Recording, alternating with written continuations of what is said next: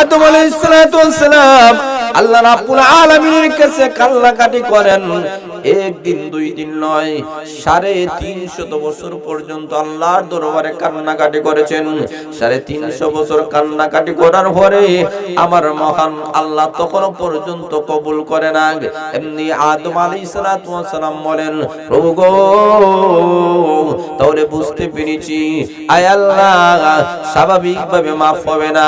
বুঝতে পেরেছি আমি যখন জান্নাত থেকে এসেছিলাম ওই সময় জান্নাতের গেটের মধ্যে একটা নাম লিপিবদ্ধ দেখেছিলাম, তোমার নামের সাথে একটা নাম, সেই নামটা হলো মুহাম্মদুর রাসূলুল্লাহ। জোরে বলেন সাল্লাল্লাহু আলাইহি ওয়াসাল্লাম। পরবর্তীকার ওই নামটা দেখার পরে আমার মনে হয়েছে এখন ওই নামটা মনে হয় তোমার কাছে বড় দামি, ওই নামটা তোমার কাছে বড় সম্মানিত, বড় মর্যাদাশালী। প্রভু গো, ওই লোকটার উসিলায় তোমার কাছে ফানা চাই। আল্লাহ তুমি আমাদের দোয়া কবুল করে নাও, মঞ্জুর করে নাও। আমার মহান আল্লাহর রহমতের জোশ উঠে গেছে। আমার মহান আল্লাহ বলেন, আদম রে, আমার নবীর নাম যেহেতু উচ্চারণ করেছো আমি মহান আল্লাহ খুশি হয়ে গেলাম, কারণ আমার নবী হলো হাবিবুল্লাহ। জুড়ে বলেন সুবহানাল্লাহ।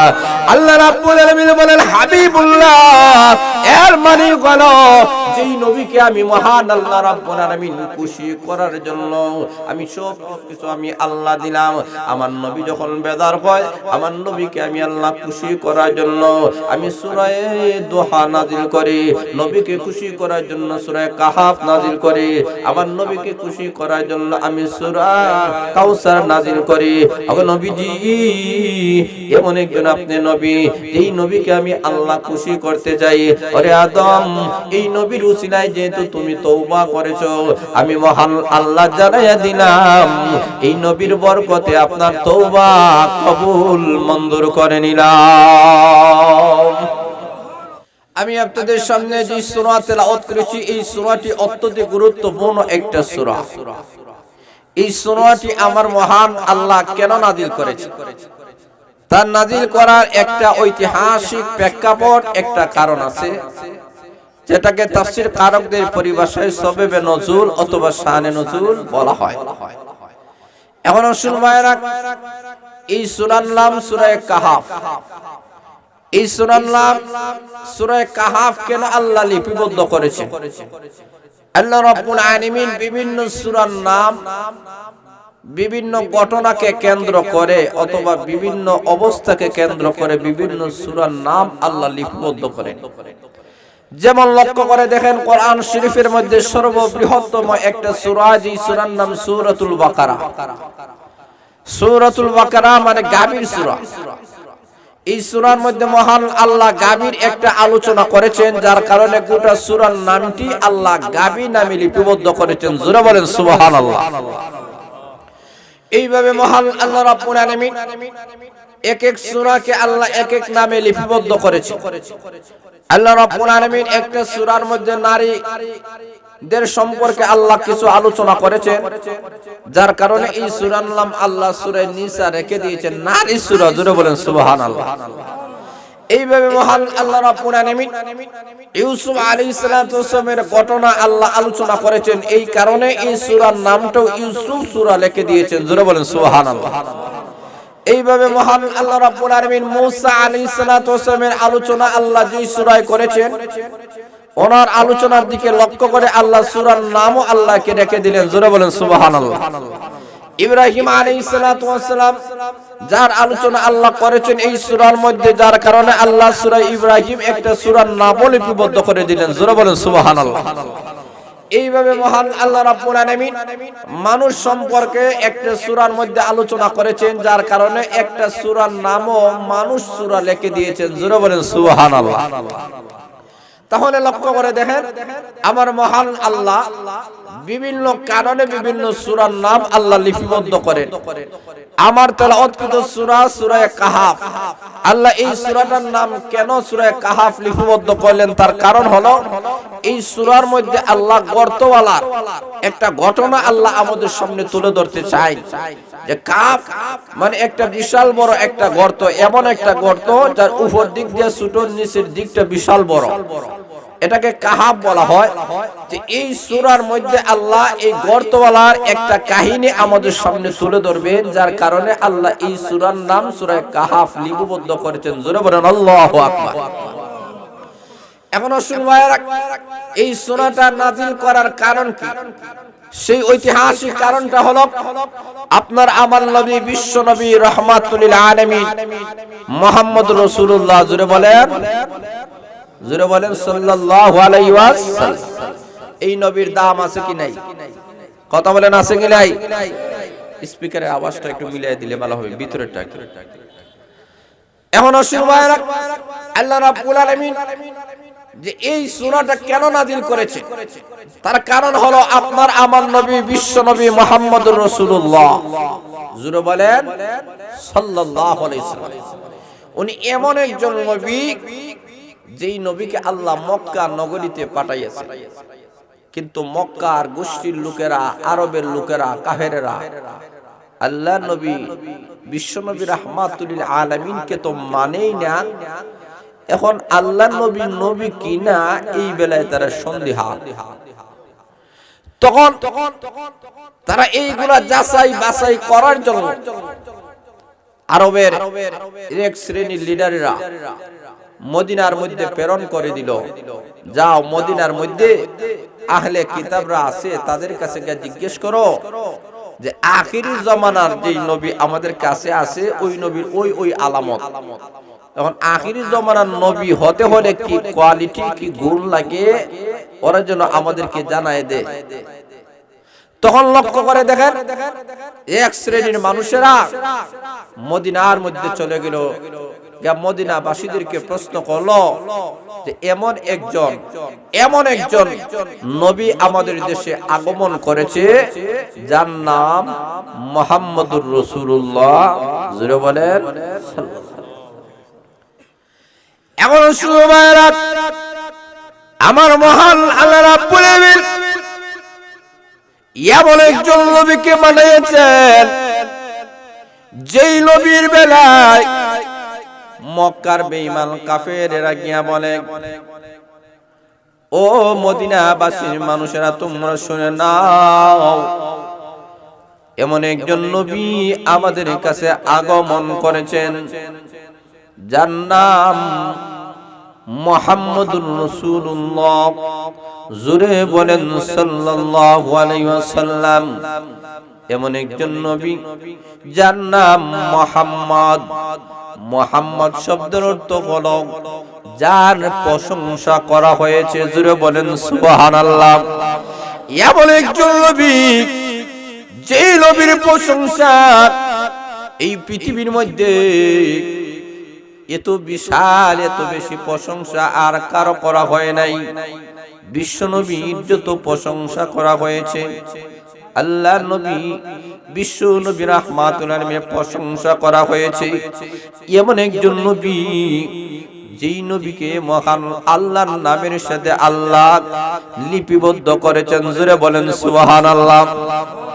কেমন ভাবে লক্ষ্য করে দেন, আদম আলাইহিস সালাতু ওয়াস সালামকে আমার মহান আল্লাহ রাব্বুল আলামিন জান্নাতের ভিতরে আমার মহান আল্লাহ রাব্বুল আলামিন যখন পাঠাইয়া দিলেন, এমনি বললেন, ওরে আদম, এই জায়গায় তাকো, এই জায়গায় তাকিয়া তুমি এই জায়গার যত নাজ নিয়ামত আছে সবগুলা তুমি ভক্ষণ করো, কিন্তু একটা গাছ দেখাইয়া বললেন, ওই গাছের দ্বারে কাছে কখনো যাইও না, কিন্তু শয়তানের প্ররোচনায় আদম আলাইহিস সালাতু ওয়াস সালাম এই গাছের প্ররোচনায় এই গাছের ফল যখন খেয়ে নিলেন, আমার মহান আল্লাহ আদম এবং হাওয়া আলাইহিস সালাতু ওয়াস সালামকে দুনিয়াতে পাঠাইয়া দিলেন।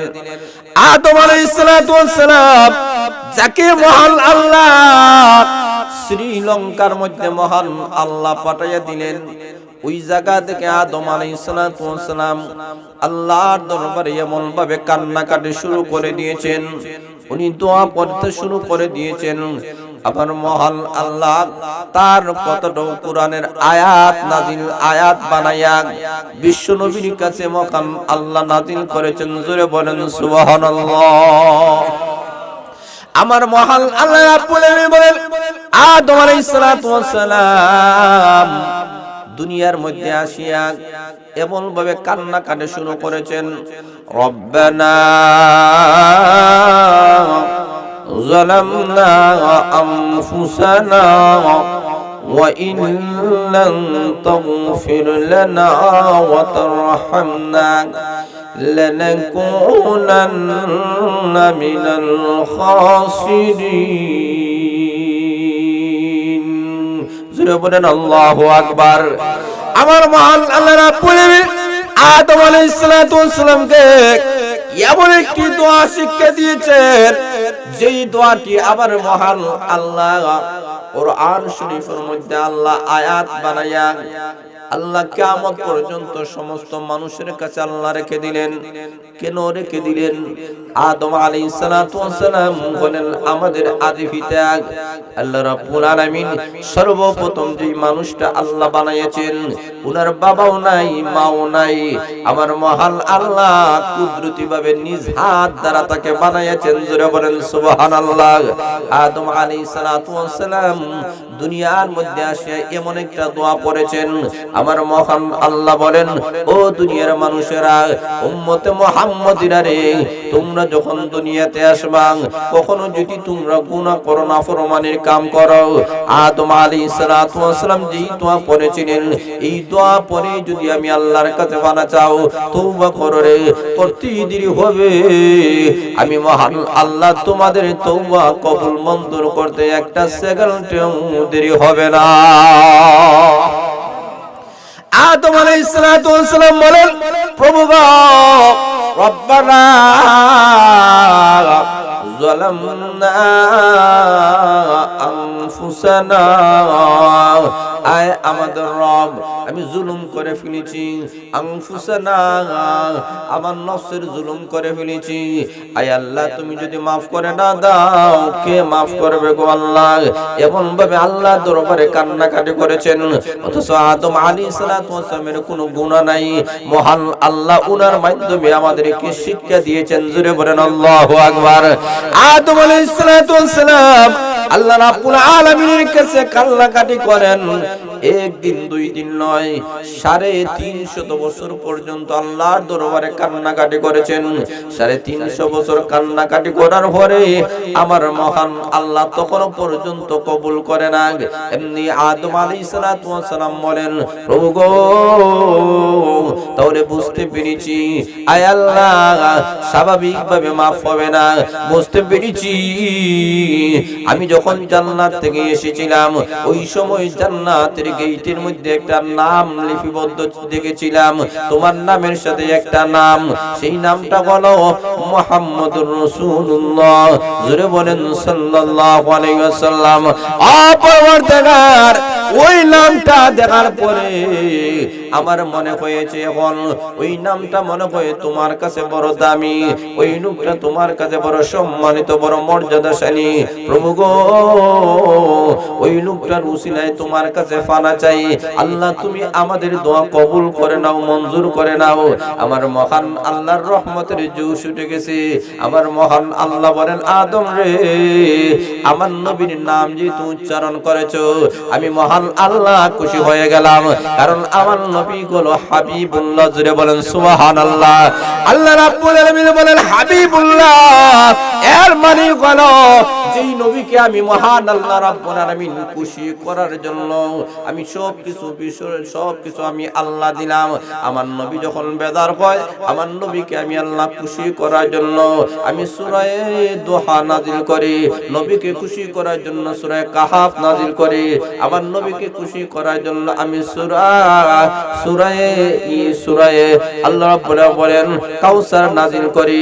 ওগো নবীজি, এমন একজন আপনি নবী, এই নবীকে আমি আল্লাহ খুশি করতে চাই। ওরে আদম, এই নবীর উসিলায় যেহেতু তুমি তওবা করেছো, আমি মহান আল্লাহ জানাইয়া দিলাম, এই নবীর বরকতে আপনার তওবা কবুল মঞ্জুর করে নিলাম। এখন আসুন ভাইরা, এমন একজন নবী, যেই নবীর দাম আছে কি নাই? আরো জোরে বলেন। এখন শুনবে না, আমার মহান আল্লাহ রাব্বুল আলামিন এমন একজন নবীকে বানিয়েছেন, আরবের বেঈমান কাফিররা বলে এমন একজন নবী যার নাম হলো মুহাম্মদুর রাসূলুল্লাহ সাল্লাল্লাহু আলাইহি ওয়াসাল্লাম, যার বাবার নাম হলো আব্দুল্লাহ, যার মার নাম হলো আমিনা। এখন শুনবায়রা, ওই নবীটাই এমন একটা দেশের মধ্যে জন্মগ্রহণ করেছে, এমন একটা বংশের মধ্যে জন্মগ্রহণ করেছে, এই বংশের নাম হলো কুরাইশ বংশ, সম্মানিত একটা বংশ। আল্লাহর নবীর দাদার নাম হলো আব্দুল মুত্তালিব, উনি হলেন বাইতুল্লাহ শরীফের খাদিম। জোরে বলেন সুবহানাল্লাহ। এখন শুনবায়রা, এমন একজন নবী আমাদের কাছে আগমন করেছেন, যার সিরত সুন্দর, সুরত সুন্দর।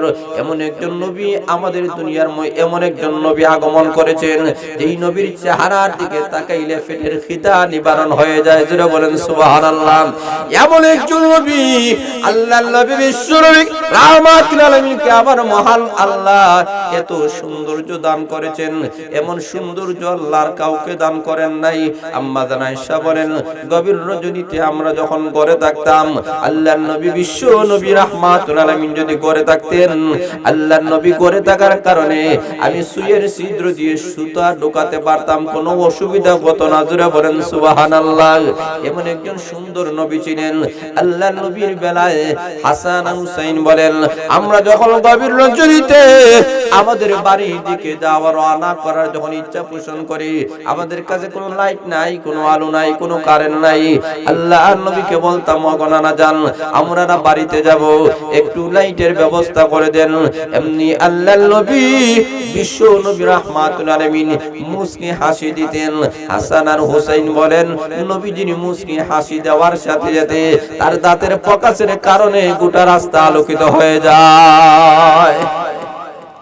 এমন একজন নবী আমাদের দেশে আগমন করেছেন, এই নবী বড় সম্মানিত, বড় মর্যাদাশালী। এমন একজন নবী যার কথাটা ভালো, যার আচার ব্যবহার ভালো, এমন একজন নবী আমাদের দেশে আগমন করেছেন। এখন আপনারা বলেন, এই কথাগুলো যে বললাম এতে প্রমাণ হয়নি উনি কি আল্লাহর পয়গাম্বর? তখন মদিনার লোকেরা বলে, উনি আল্লাহর পয়গাম্বর কিনা, বাহ্যিকভাবে তো বোঝা যায় উনি আল্লাহর পয়গাম্বর। তবে শুনে নাও, ওই নবীর কাছে তোমরা তিনটা প্রশ্ন করো, ওই নবী যদি সত্যিকার অর্থে আল্লাহর পয়গাম্বর হয়, তাহলে উনি তিনটি প্রশ্নের জবাব দিতে পারবে। আর যদি আল্লাহর পয়গাম্বর না হয়, তিনটি প্রশ্নের জবাব দিতে পারবে না। তারা শিখাইয়া দিল প্রশ্ন তিনটা। জোরে বলেন কয়টা? আরো জোরে বলেন। তিনটি প্রশ্ন শিখিয়ে দিল। এক নম্বর প্রশ্ন হলো, ও নবীজি, সত্যি যদি আপনি আল্লাহর পয়গাম্বর হয়ে থাকেন, তাহলে আপনি জবাব দেন, ওই গুহার মধ্যে যে 7টা যুবক ঈমান রক্ষা করতে গিয়ে যে তারা আশ্রয় নিয়েছিল, ওই গুহা বাসিন্দাদের একটা কাহিনী আছে, একটা ঘটনা আছে। ওই ঘটনাটা আপনি আমাদের সামনে তুলে ধরুন। সত্যি যদি আপনি আল্লাহর পয়গাম্বর হন, 2 নম্বর হলো, 2টা জিনিসের সমষ্টির নাম হলো মানুষ। একটা হলো মানুষের দেহ, আর একটা হলো মানুষের আত্মা। জোরে বলেন ঠিক না বেঠিক? 2টি জিনিসের সমন্বয় নাম হলো মানুষ। নবীজি সত্যি যদি আপনি আল্লাহর পয়গাম্বর হয়ে থাকেন, তাহলে আপনি জবাব দেন, রূহ কাকে বলা হয়? রূহ মানে কি? রূহের মর্মটা কি আমাদের সামনে তুলে ধরুন।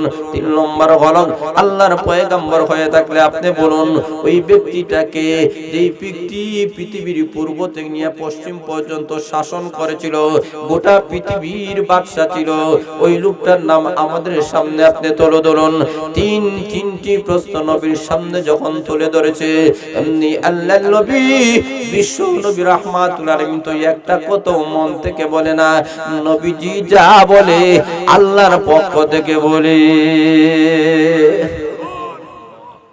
প্রশ্ন করেছে কয়টা? কথা বলে না কয়টা? 3টা। এখন আল্লাহর রাসূল বলেন, আমি নিজের মন থেকে তো একটা কথা বলি না, আল্লাহর পক্ষ থেকে সব কথা আমি বলি। তবে আমাকে একটু সময় দাও, আগামী কাল আমি তোমাদের 3টি প্রশ্নের জবাব দিব, এই কথাটা বলে কাফিরদেরকে বিদায় করে দিলেন। কিন্তু আগামী কাল হয়ে গেল, আল্লাহর রাসূলের কাছে জিবরাইল আলাইহিস সালাতু ওয়াসালাম আসে না, নবী প্রশ্নের জবাব দেয় না। কাফেরেরা আসিয়া বলে, ও আব্দুল্লাহর ছেলে মুহাম্মদ, আপনি না বললেন আপনি জবাব দিবেন, এখন যদি জবাব দিতে পারেন না তাহলে বোঝা গেল আপনি কি আল্লাহর পয়গম্বর নাই, আপনি জবাব দেন। আল্লাহর রাসূল তো নিজের মন থেকে একটা কথা বলে না, সবগুলা আল্লাহর পক্ষ থেকে যা আসে তাই বলে। জোরে বলেন সুবহানাল্লাহ। নবী যে মন থেকে বলে না, এটা কোরআন সাক্ষী। জোরে বলেন সুবহানাল্লাহ। আল্লাহ কোরআনে বলেছে, ওয়ামা ইয়ানতিকু আনিল হাওয়া ইন হুয়া ইল্লা ওয়াহয়ুন ইউহা। আল্লাহ বলেন আমার নবী তার মন থেকে একটা কথা বলে না, যা বলে সবগুলো আল্লাহর পক্ষ থেকে ওহী। জোরে বলেন সুবহানাল্লাহ। আরো জোরে বলেন সুবহানাল্লাহ। একটা কথা নবী মন থেকে বলে না, সবগুলা কোরআন থেকে বলে। এখন রাসূলের কাছে একদিন, দুই দিন, তিন দিন, 15 দিন হয়ে গেছে, বিশ্ব নবীর কাছে আল্লাহ কোরআনের আয়াত নাযিল করে না, নবী জীবিত জবাব দিতে পারে না। কাফেরেরা সমালোচনা শুরু করে দিল, তাহলে বোঝা গেল মুহাম্মদের আল্লাহ মুহাম্মদকে ভুলে গেছে। নাউজুবিল্লাহ। আর জোরে বলে, আসলে কি আমাদের নবীকে আল্লাহ বলছেন? কথা বলে বলছেন। কাফেরেরা বলে তাহলে মনে হয় বিশ্ব নবীকে উনার আল্লাহ বলে গেছে, ছেড়ে দিয়েছে, রাগ করছে। আল্লাহ বলেন নবীকে আমি ভুলি নাই, ছেড়ে নাই, রাগ করিও নাই। জোরে বলেন সুবহানাল্লাহ। আল্লাহ কোরআনে বলেছেন, মা ওয়াদ্দাআকা রাব্বুকা ওয়া মা ক্বালা।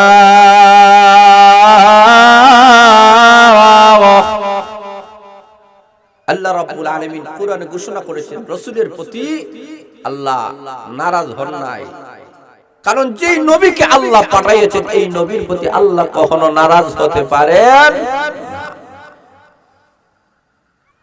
এখন 15 দিন পরে আমার মহান আল্লাহ রাব্বুল আলামিন আমার তেলাওয়াতকৃত যে সূরাটা আছে এই সূরাটা নাজিল করে কাফিরদের দাঁত ভাঙা জবাব দিলেন, বিভিন্ন দিক দিয়ে বিশ্ব নবীকে আল্লাহ সান্ত্বনা দিলেন। জোরে বলেন সুবহানাল্লাহ।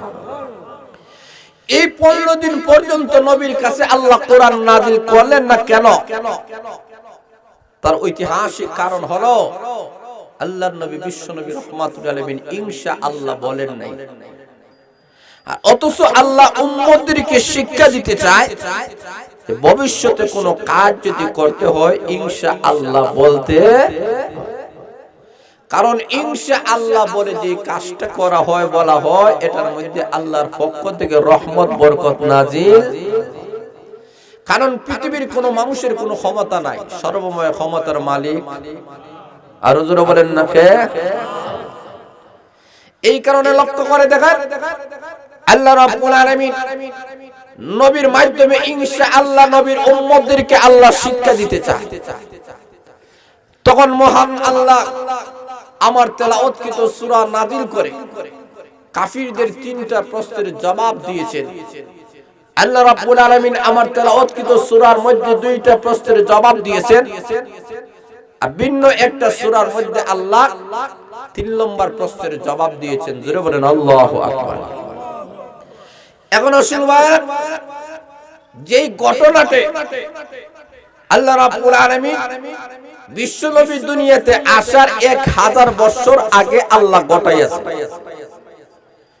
এই ঘটনা সম্পর্কে আল্লাহর নবীরও জানা নাই যে 7টা যুবক, যেই যুবকগুলা ঈমান রক্ষা করতে গিয়া গর্তের ভিতরে তারা আশ্রয় নিয়েছিল। কারণ ঈমানের দাম আছে কি নাই? কথা বলেন আছে কি নাই? এই 7টা যুবক যাদের ঘটনা মহান আল্লাহ রাব্বুল আলামিন আলোচনা করেছেন, রোগ সম্পর্কে আবার মহান আল্লাহ আলোচনা করেছেন। আল্লাহ বাদশা যুলকারনাইন সম্পর্কে আল্লাহ কোরআনে আলোচনা করেছেন। আল্লাহ রাব্বুল আলামিন গোটা পৃথিবীর মধ্যে ছয়জন লোকটাকে আল্লাহ গোটা পৃথিবীর বাদশা বানিয়েছিলেন, দুইজন মুসলমান, দুইজন কাফির। মুসলমানের মধ্য থেকে একজন ছিলেন সুলাইমান আলাইহিস সালাতু ওয়াস সালাম, আরেকজন ছিলেন বাদশা যুলকারনাইন। সেই বাদশা যুলকারনাইন তামাম পৃথিবীর বাদশা, গোটা পৃথিবীর বাদশা, যার মাধ্যমে আল্লাহ গোটা পৃথিবীর মধ্যে এমন কোন জায়গা নাই যেখানে সূর্য উদিত হয়, যেখানে সূর্য অস্ত যায়, সব জায়গায় উনি ভ্রমণ করেছেন। কিন্তু উনি ইন্তেকালের সময় ওসিয়ত করেছেন, আমি যখন মারা যাব, কাঠকড়ার মধ্যে যখন তোলা হবে তো আমার লাশটা নিয়ে ঘুরাইবা। কেন? বলে ঘরে যা হওয়ার হবে। ওরা ইন্তেকালের পরে কাঠের মধ্যে তুলে লাশটা নিয়ে ঘুরানো শুরু হয়েছে। এমনি আল্লাহ রাব্বুল আলামিন কুদরতে ওনার হাতটা এমন ভাবে বার করিয়া দিছে, খালি হাত দেখায়। তখন দুনিয়াদার যারা, এই সমস্ত মানুষেরা বলে, দেখো বাদশা যুলকারনাইন তামাম পৃথিবীর বাদশা হওয়ার পরেও মরণের ঘরেও হাত বাড়ায়, কিছু নিয়ে যাইতে চায়। যারা বলেন ঠিক না বেঠিক? আর যারা আল্লাহওয়ালা, যারা পরকালীন মানুষ, এই সমস্ত মানুষেরা বলে, তোমরা তাকাইয়া দেখো বাদশা যুলকারনাইন গোটা পৃথিবীর বাদশা আজকে দুনিয়া থেকে চলে গেছে, হাত দেখাইতেছে, বুঝাইতেছে কবরে কিছু নিয়ে যাওয়ার মতো কোন সুযোগ। আর জোরে বলেন এখন শুনবেন আমার মহান আল্লাহ রাব্বুল আলামিন ওই 7টি যুবকের ঘটনা আমার মহান আল্লাহ কুরআনের মধ্যে মহান আল্লাহ উল্লেখ করেছেন। এরা গর্তের ভিতরের মধ্যে গিয়া ঈমানটাকে তারা হেফাজত করেছে। কারণ একজন ঈমানদারের ঈমানের দাম আছে কি নাই? আরো জোরে বলেন। আল্লাহ রাব্বুল আলামিন নবীর মাধ্যমে জানায়া দিলেন ওই 7টা যুবক যাদেরকে মহান আল্লাহ রাব্বুল আলামিন এমন ভাবে ঈমানের মহব্বত ঢুকাইয়া দিয়েছিলেন। আল্লাহ রাব্বুল আলামিন বলেন, ঈমানদারের ঈমানের বড় দাম আছে। ঈমানের জন্য যুগে যুগে নবীরা সাহাবায়ে কেরাম পর্যন্ত জীবন দিয়েছেন, কিন্তু ঈমান হারাকা কখনো হন নাই। ঈমানের জন্য জীবন দিতে রাজি, কিন্তু ঈমান দিতে কখনো রাজি নাই। সাহাবায়ে কেরামের দিকে তাকাইলে দেখা যায় সাহাবায়ে কেরাম ঈমানের মজা যখন চলে এসেছিল, ইসলামের পূর্বে তাদের জীবনে এমন ছিল। সাহাবায়ে কেরাম এমন ভাবে তারা এমন জঘন্যতম কাজগুলা করেছেন যেইগুলা বিবেকে ধরে না, বুদ্ধি ধরে না, কিন্তু এমন জঘন্যতম কাজ করেছেন। আল্লাহর নবীর কাছে আসিয়া বলেন, ও নবীজি, আমরা যদি তওবা করি আমাদের মতো গুনাহগারকে আবার মহান আল্লাহ মাফ করবিনি। এর মধ্যে একজন হলেন দাহিয়াতুল কলবি রাদিয়াল্লাহু তাআলা আনহু। আল্লাহর নবী এমন একজন সাহাবী ছিলেন যার এত সম্মান, যার এতই মর্যাদা। আমার মহান আল্লাহ জিবরাইল আলাইহিস সালাতু ওয়াস সালামকে যখন নবীজির কাছে পাঠাইতেন, বিভিন্ন রূপ দিয়ে আল্লাহ পাঠাইতেন। কোন সময় দাহিয়াতুল কলবি রাদিয়াল্লাহু তাআলা সুরত দিয়ে আল্লাহ পাঠাইতেন। জোরে বলেন সুবহানাল্লাহ। এমন একজন সম্মানিত একজন সাহাবী, উনি ইসলামের পূর্বের অবস্থা আল্লাহর নবীর কাছে গিয়ে তুলে ধরতেছেন, ওগো নবীজি, আমি ইসলামের পূর্বে একটা দুইটা নয়, আমি 70 জন শিশুগুলাকে আমি মাটির মধ্যে ফুতে হত্যা করেছিলাম। ওগো নবীজি, তখনও পর্যন্ত বুঝি নাই। আরব যুগের মধ্যে একটা প্রথা ছিল, মেয়েরা হওয়ার পরে তাদেরকে মেলে ফেলা হতো, কারণ এটা লজ্জার বিষয়। নবীজি 70টা মেয়েকে আমি ফুতে হত্যা করেছিলাম। সর্বশেষে আমার কলিজার টুকরা মেয়েটাকে আমি হত্যা করলাম। কেমন ভাবে করলাম? আমার ঘরে যখন মেয়ে সন্তান হলো, আমার স্ত্রী আমাকে ভয় করে এই মেয়ে সন্তানটাকে বাবার বাড়িতে দিয়ে দিল। 5-6 বছর যখন হয়ে গেল, সুন্দর মেয়ে, আমার মেয়েটা বড় আদরের। এমনি লক্ষ্য করে দেখেন, আমার স্ত্রী মনে মনে ভাবে এমন সন্তান এখন 5-6 বছর হয়ে গেছে, আব্বু আব্বু আম্মু আম্মু ডাকতে পারে। এখন তো আমার স্বামী যত পাষাণ হৃদয়ের স্বামী হয় না কেন, এখন তো আর আমার সন্তানটাকে হত্যা করবে না। এই কারণে উনি বলেন, আমার স্ত্রী আমার মেয়েটাকে বাড়ির মধ্যে নিয়ে আসলো। আমার মাথা খারাপ হয়ে গেল, হতে পারে না এই মেয়েকে রাখা হবে না, কারণ সমাজে মুখ দেখাতে পারবো না। নবীজি আমি বললাম, আমার স্ত্রীটাকে সাজাইয়া সুজাইয়া দাও, আমি তার মামার বাড়িতে নিয়ে যাব। আমার স্ত্রী সুন্দর করে গোসল করাইয়া সাজাইয়া সুজাইয়া আমার সঙ্গে দিয়ে দিল। আমি মেয়েটাকে নিয়ে রওনা করলাম। রাস্তার মধ্যে গিয়ে আমি ভিন্ন রাস্তা দিয়ে যখন যাই, আমার মেয়ে বলে, আব্বা এই রাস্তা তো আমার মামার বাড়ির রাস্তা নয়, এটা কোন রাস্তা গো আব্বা? এমনি আমি কিছুই বলি না, মেয়েকে প্রভু দিয়ে আমি রওনা করেছি। এমন একটা গর্তের কাছে গেলাম, গর্তের কাছে গিয়ে আমার মেয়েকে আমি ধাক্কা মারলাম। মেয়েটা গর্তের ভিতরে পড়ে গেল। মেয়েটি এবার বুঝতে পেরেছে আমি তাকে মেরে ফেলবো। এবার মেয়ে চিৎকার দিয়ে বলে, ও আব্বা, আমি কোনোদিন আপনাকে আব্বা বলে ডাক দিব না, আপনি আমাকে ছেড়ে দেন। তখনও আমার অন্তরে কোনো দয়া আসে না গো নবীজি। এবার আমি পাথর নিক্ষেপ করা শুরু করলাম। আমার মেয়ের গা থেকে রক্ত প্রবাহিত হইতেছে। চিৎকার দিয়ে মেয়েটি বলে, বাবা গো, আমাকে মেরে ফেলো না, ও বাবা আমাকে ছেড়ে দাও, আমি এই জায়গায় থাকবো না, ভিন্ন জায়গায় চলে যাব। তখনও পর্যন্ত নবীজি আমার দয়া আসে নাই, আমার মায়া আসে নাই। আমার কলিজার টুকরা মেয়ের উপরে একের পর এক পাথর নিক্ষেপ করলাম। মেয়েটার উপরে পাথর নিক্ষেপ করতে করতে আমার মেয়েটা এমন ভাবে আহত হয়ে গেল, তার জবান থেকে কথা বাইর হইতেছে না। ইশারার মাধ্যমে আমাকে বারবার বলতেছে, বাবা আমাকে জনমের মতো মেরে ফেলো না গো বাবা, আমার জীবনটা ভিক্ষা দাও। এখন নবীজি তখনও পর্যন্ত আমার পাষাণ হৃদয়টা নরম হয় নাই। এমন অবস্থায় এক এক করে পাথর নিক্ষেপ করে আমার মেয়েটাকে আমি মেরে ফেললাম। আমার মেয়ে মারা গেল আমার সামনে।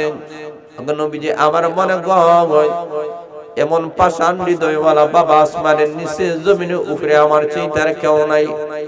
নবীজি আমাকে আপনি বলুন, আমি যদি এখন তওবা করি, কলমা পড়ি, আমার মহান আল্লাহ আমার তওবা আমার কলমা কি কবুল করবে? আল্লাহর নবী বলেন, রে দাহিয়াতুল কলবি, ঘাবড়াবা না, চিন্তা করবা না।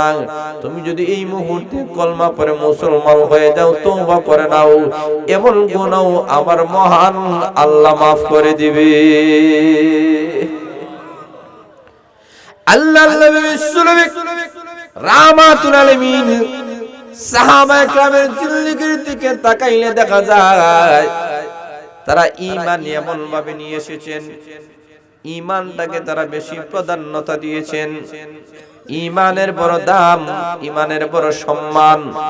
এখন সময়েরা এমন ঈমান নিয়ে আমাদেরকে চলতে হবে যেই ঈমানের মাধ্যমে দুনিয়াতেও সম্মান পাওয়া যাবে, আখিরাতেও সম্মান পাওয়া যাবে। আল্লাহ বলেন, ও দুনিয়ার মানুষেরা, তোমাদের কাছে যদি ঈমান থাকে তোমরা সব জায়গায় বিজয়ী হবে। জোরে বলেন সুবহানাল্লাহ। আল্লাহ বলেন, ঈমান যদি থাকে সব জায়গায় তোমার পজিশন, সব জায়গায় তুমি বিজয়ী। জোরে বলেন সুবহানাল্লাহ। কুরআনে আল্লাহ বলেছে, ওয়ালা তাহিনু ওয়ালা তাহজানু وأنتم الأعلون إن كنتم মুমিনিন।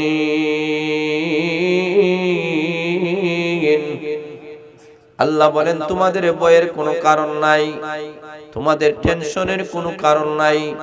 যদি সত্যিকার অর্থে তোমরা ঈমানদার হও, সব জায়গায় তোমরা বিজয়ী হবে। জোরে বলেন সুবহানাল্লাহ। এখন এমন 7টি যুবক, যুবকেরা, আমরাও তো যুবক, তারাও তো যুবক ছিলেন, তাদের অন্তরে ঈমানের মহাব্বত ছিল। নিজের দেশ ছেড়ে গর্তের মধ্যে তারা আশ্রয় নিয়েছিলেন। কেন নিয়েছিলেন?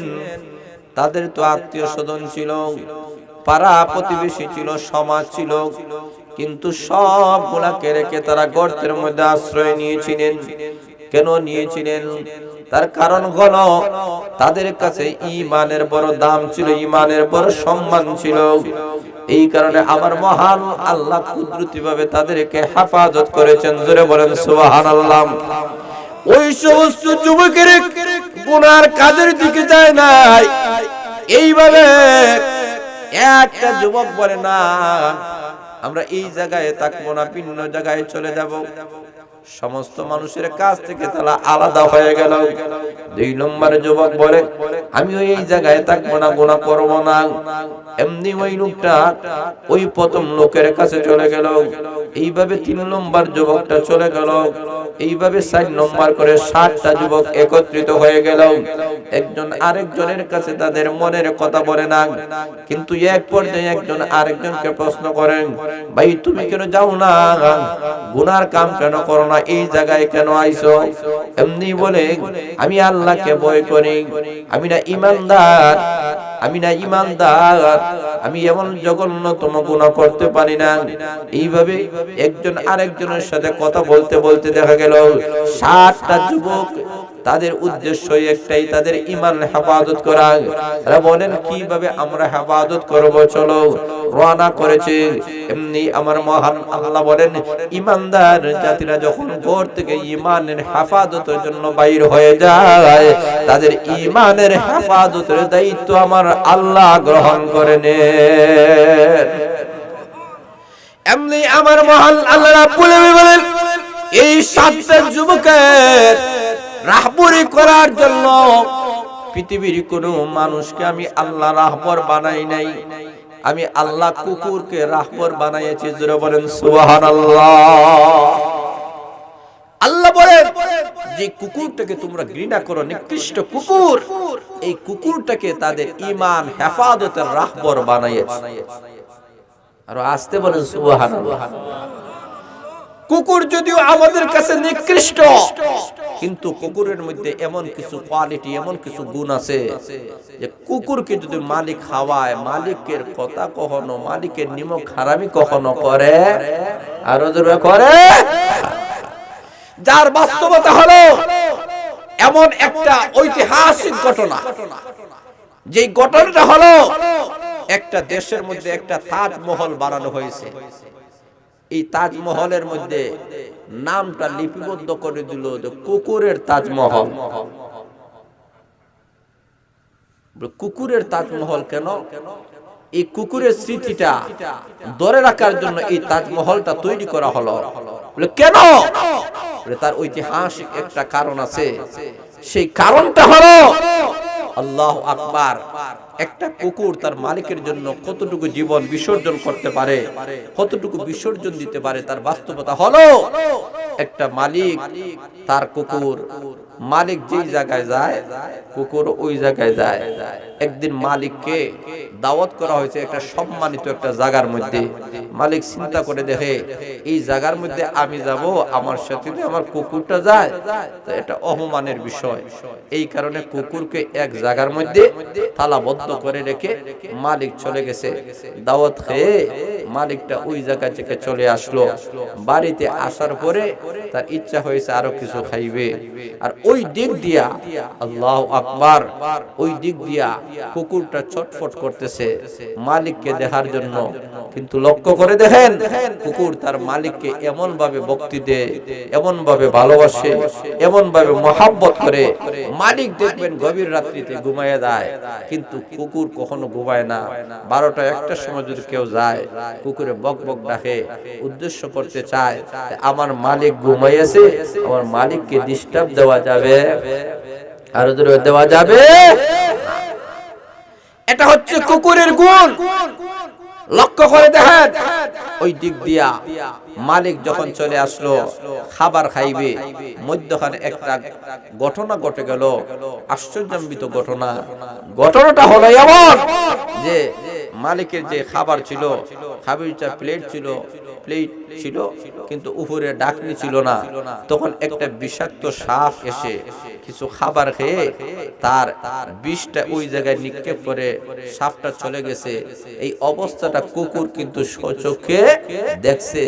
মালিক যখন ঘরের মধ্যে আইছে, ওই খাবারটা যখন হাতে নিবে, তখন কুকুর বারবার চেষ্টা করতেছে যে মালিকের কাছে যাওয়ার জন্য, মালিককে ফিরানোর জন্য, কিন্তু সে বেঁধে থাকার কারণে ছটফট করে ছুটতে পারে না। এক পর্যায়ে কুকুর খুব চেষ্টা করে ওই খাবারের কাছে গেছে। তার বুবা কথা বলতে পারে না, ইশারা ইঙ্গিতে মালিককে বুঝাতে পারে না যে মালিক এই খাবার খাইবা না, এই খাবারের মধ্যে বিষ আছে, তুমি খাইলে মারা যাইবা। এই কথাটা পর্যন্ত বলার মতো তার জবান আল্লাহ দেন নাই, কিন্তু মানুষকে একটা ভাষা দিয়েছেন, জবান দিয়েছেন কে? জোরে বলেন না কে? আল্লাহ। কিন্তু কুকুর বলতে পারে না। এক পর্যায়ে ছটফট করে কুকুরটা ওই খাবারের কাছে গিয়ে কিছু খাবার খাইছে, খাইতে দেরি হয়েছে, কুকুরটা বিষে বিষাক্ত হয়ে মারা যাইতে 1 সেকেন্ডও দেরি হয় নাই। যে মুহূর্তে কুকুরটা মারা গেছে, মালিকের টনক লড়ে গেছে। আহারে, আমি তো বুঝতে পারি নাই আমার কুকুরটা কেন এত চটফট করলো, আমি এত কষ্ট দিলাম। এখন দেখা যায় সে খানাটা খাইছে, মুহূর্তের ভিতরে মারা গেছে। এতে বোঝা গেল এই খাবারের মধ্যে কোনো বিষাক্ত কোনো জিনিস ছিল, যার কারণে তো আমার কুকুরটা মারা গেছে। আহারে, আসলে মালিক কুকুরটা তো নিজে খাওয়ার জন্য, নিজের স্বার্থে তো এত চটফট করে নাই, এত কষ্ট স্বীকার করে নাই, আমার জন্য তো করেছে, আমাকে বাঁচানোর জন্য।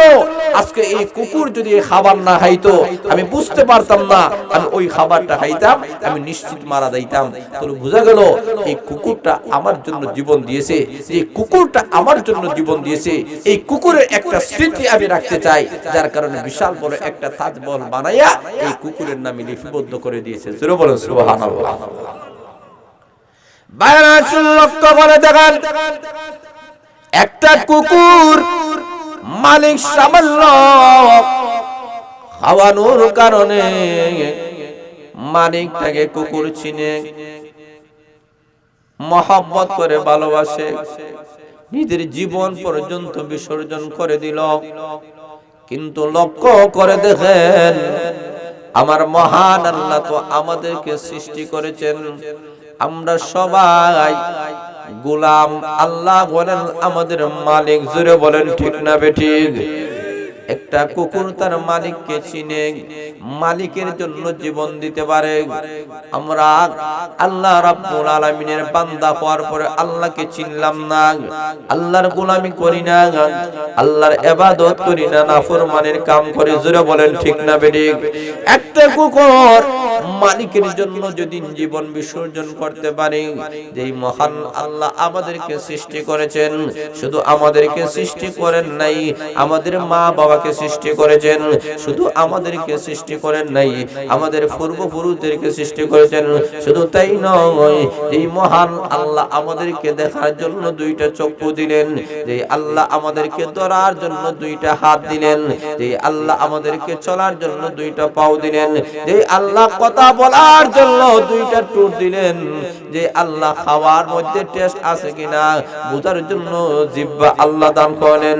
এই আল্লাহকে তো আমরা চিনলাম না, এই আল্লাহর জন্য তো আমরা পাগল পারা হইলাম না। তাহলে বোঝা গেল এই কুকুরের চাইতে আমাদের দাম অতস বেশি। কুকুর নিকৃষ্ট, আমরা উৎকৃষ্ট। উৎকৃষ্ট মানুষ হইয়া আল্লাহকে চিনলাম না। অথচ লক্ষ্য করে দেখেন আমার মহান আল্লাহ বলেন, এক শ্রেণীর মানুষেরা এমন আছে যারা দুনিয়াতে আসার পরে আল্লাহকে চিনবে না। আল্লাহ বলেন এরা মানুষ নয়, এরা চতুষ্পদ জানদারে তারা নিকৃষ্ট। যারা বলেন ঠিক না বেঠিক? একটা কুকুর মালিক ছিলেন, আমরা তো আমাদের মালিক চিনলাম না। যিনি আমাদেরকে সৃষ্টি করেছেন, যিনি আমাদেরকে জানাই দিয়েছেন তোমরা ঈমান আনতে হবে। ঈমান সবচেয়ে বড় দামি জিনিস। এই কারণে 7টা যুবক একত্রিত হইয়া ঈমান রক্ষা করতে চায়। এখন শুনবায়রা গর্তের ভিতরে তারা যখন চলে গিয়েছে, খেয়ে তাদের রাহবর হলো, একটা কুকুর তাদের রাহবর হয়ে গেছে। গর্তের মধ্যে যখন 7টা যুবক গিয়েছে, গর্তের ভিতরে ঢোকার সাথে সাথে আমার মহান আল্লাহ তাদের চোখের মধ্যে এমন ঘুম লাগাইয়া দিয়েছে, এমন ভাবে 7টা যুবক গর্তের ভিতরে ঘুমাইল। এক ঘুমে 309 বছর কাটাইয়া দিল। এমন একটা ঘুম ঘুমালো, আল্লাহ বলেন 309 বছর পর্যন্ত তারা ঘুমের মধ্যে খাটাইয়া দিল। এমন একটা লম্বা টাইমের ঘুম সৃষ্টি করে দিয়েছেন কে? আরো জোরে বলেন না কে? আল্লাহ। আল্লাহ রাব্বুল আলামিন বলেন তাদেরকে আমি আল্লাহ ঘুম পড়াইয়া দিলাম। এই জায়গার মধ্যে আল্লাহ রাব্বুল আলামিন বলেন তাদের ঈমানের হেফাজত আমি মহান আল্লাহ করে দিলাম। গর্তের ভিতরে কুকুরটা এই গর্তের মুখের মধ্যে আছে, যাতে কোনো দুশমনেরা কোনো হামলা করতে না পারে, গর্তের ভিতরে যাতে ঢুকতে না পারে। আল্লাহ রাব্বুল আলামিন বলেন এই কুকুরটা এই 7টা ঈমানদারকে হেফাজত করার কারণে এই কুকুরের এতই সম্মান, এতই মর্যাদা আল্লাহ বাড়াইয়া দিলেন। আল্লাহ রাব্বুল আলামিন জান্নাতীদেরকে আল্লাহ যখন জান্নাতে ঢুকাইবেন, ওই 7টা যুবককে আল্লাহ যখন জান্নাতের মেহমান বানাবেন, আল্লাহ রাব্বুল আলামিন এই কুকুরটাকে আল্লাহ জান্নাতের মেহমান বানাইয়া দিবে। এখনো শুরু হয় না।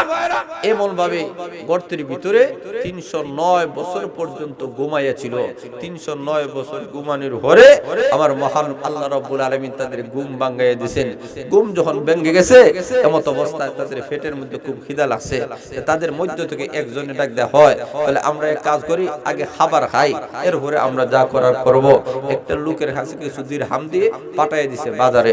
বাজারে যখন গেছে, এখন দেখা যায় 309 বছর আগে আর 309 বছরের পরের অবস্থাটা কি সমান? জোরে বলে সমান না। এখন দেখা যায় দেশের উন্নত হয়ে গেছে, মানুষের ভাষা ভিন্নতা এসে গেছে, মানুষের অবস্থা সিরত সুরত সবগুলা পরিবর্তন হয়ে গেছে। এখন দোকানে গেছে, এখন এমন ভাবে কথা বলতেছে তার কত দোকানদার বুঝে না, ওই লোকটাও তার কথা বুঝে না। সব আশ্চর্যান্বিত হয়ে গেছেন, এলাকার সব মানুষ সমবেত হয়ে গেছে। ও যুবক, তুমি কই থেকে আসলা? তোমার চেহারা ভিন্ন, তোমার কত ভিন্ন, তোমার ভাষাও ভিন্ন, তুমি যেই দিরহাম নিয়ে আসলা এটাও দেখা যায় ভিন্ন, এটা তো অনেক আগের দিরহাম, এটা কই থেকে ভাইলা?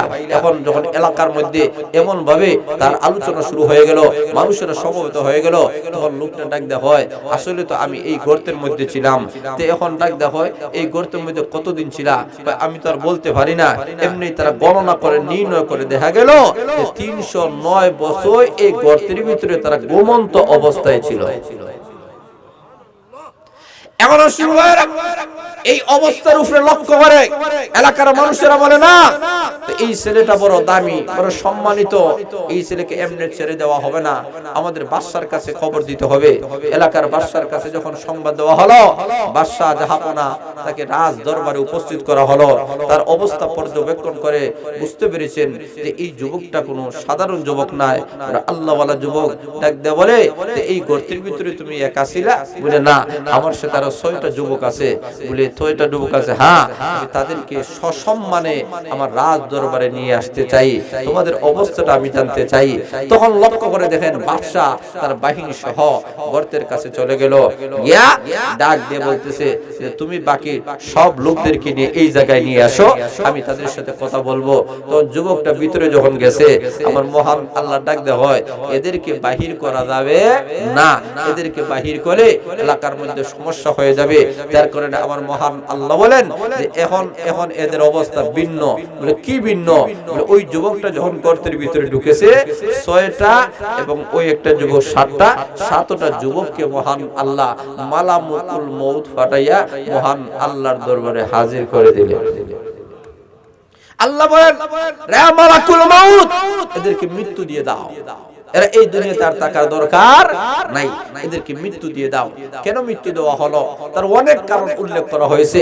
এর মধ্যে একটা কারণ হলো যে এদেরকে যদি বাদশা তার দরবারে নিয়ে যাইতো, তখন বাদশা এদের যে অবস্থা, এদের যে ঈমানি যে অবস্থার দিকে লক্ষ্য করে এদেরকে বাদশা বড় কোনো দায়িত্ব দিয়ে দিত। আর বাদশা কোনো বড় ধরনের কোনো দায়িত্ব দিয়ে দিলে এলাকার মানুষেরা এদের কথা স্বাভাবিক অবস্থায় এদেরকে মানলো না, বরং এই সমস্ত মানুষদেরকে এলাকার মানুষেরা অন্যরকম ভাবলো না, অন্যরকম পূজা শুরু করে দিল না। এতে দুনিয়ার মধ্যে পূজা শুরু হয়ে গেল না। এই কারণে আল্লাহ বলেন তাদেরকে আমি আল্লাহ মৃত্যু দিয়ে দিলাম। এইভাবেই এই 7টা যুবকের ঈমানের হেফাজত আমি মহান আল্লাহ করেছি। অবিশ্বনবী তারা আপনার কাছে প্রশ্ন করেছে ওই গুহা বাসিন্দাদের কাহিনী, এই কাহিনীটা আমি আল্লাহ আপনাদের সামনে তুলে ধরলাম, আপনিও তাদের কাছে তুলে ধরুন। রাসূল যখন তুলে ধরলেন তখন কাফেরেরা ডাক দেওয়া হয় যে এই প্রশ্নের জবাব যেহেতু আপনি দিয়েছেন, এতে বোঝা গেল আপনি আল্লাহর পয়গম্বর, কোনো সন্দেহ আর সন্দেহ